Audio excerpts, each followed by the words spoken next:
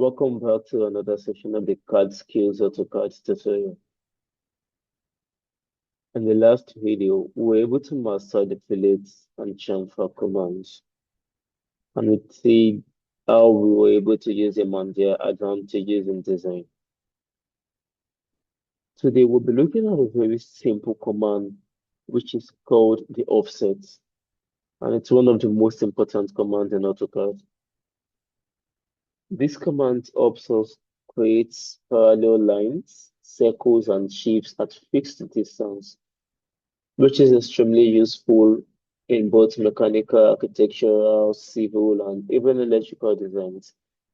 When you are drawing things like walls, borders, or mechanical parts. An offset simply means creating a copy of an object at a specified distance from the original. And how do we use it? It's just simple. Just click on the modify section and you would see this is offset right here. So once you click on offsets, you would notice if you look at the command we do, it tells you to specify offset distance. And we have true, erase, or layer. So let us use this and see how it works. So I'm going to draw a line. I'm going to click on line, then draw a straight line. I'm going to put on my auto, then of about 1000. And I'm going to click on this line first, then I would click on offsets. So after clicking offset, the lesson AutoCAD is telling me to specify offset distance, and I'm going to enter 500. Let's just say half of it, and you can see I could automatically offset the line. And you could keep offsetting at intervals of 500, creating uniform thickness or uniform one, whichever. The beautiful thing about offset is it works in all types of shapes, both regular and irregular shapes.